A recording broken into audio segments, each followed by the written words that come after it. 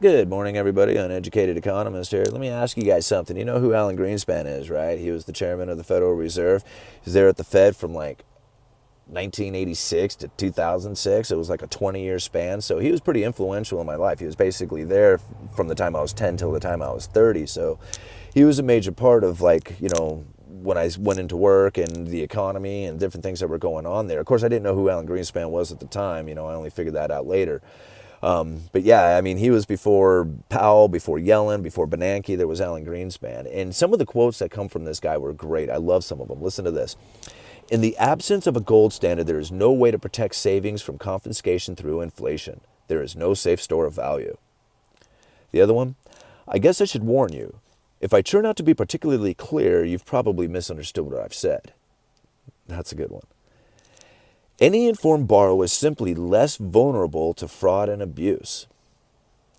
And then this is one that I really think kind of pertains to what's going on today.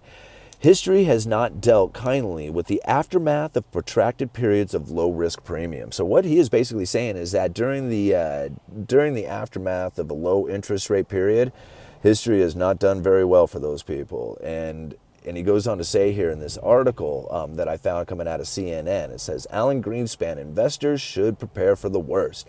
What's interesting about this article is when I first saw it this morning, it said something about how investors should be running for cover. Anyway, they changed it to investors should prepare for the worst. And goes on to say here, one of the quotes, it would be very surprising to see it sort of stabilize here and then take off. Right, so he's talking about the markets, basically saying that he doesn't really see like things kind of and then going up. He says that he would be surprised to see that happen. And then he goes on to say, at the end of the run, you should probably run for cover. At the end of the run for cover. That's what he says. And so, yeah, I mean, as basically all through 2017, we had this nice run up in the stock market.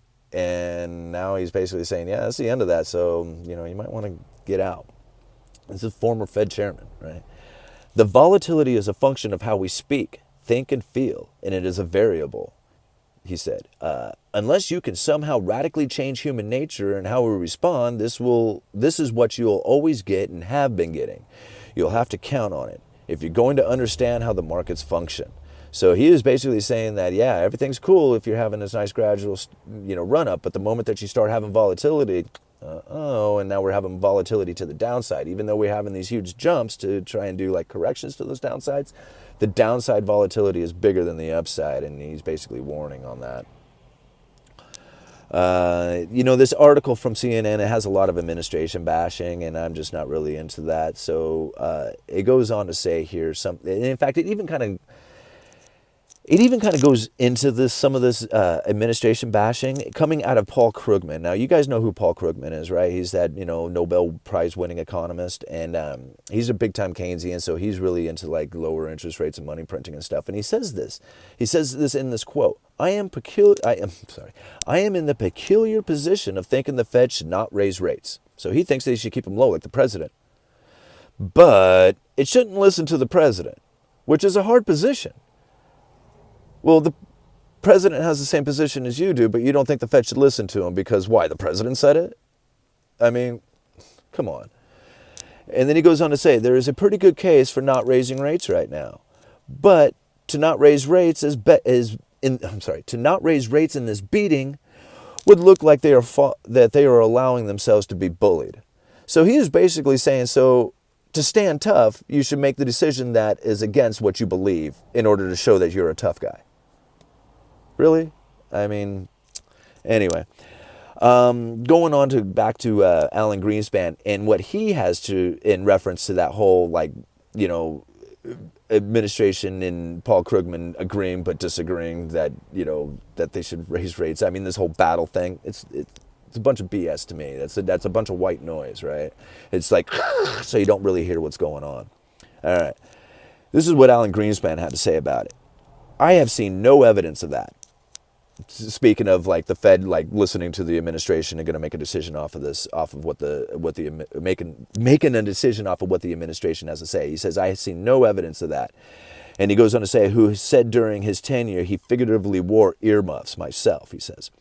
adding that he never recalled a time when someone had wished that he had raised rates. So the 20 years that he was there, he never had an administration come to him and say, hey, you know, I think we should raise rates. Never happened. Not once, not one time. Right? We listen, sometimes respectfully, sometimes not. But do we change policy? No.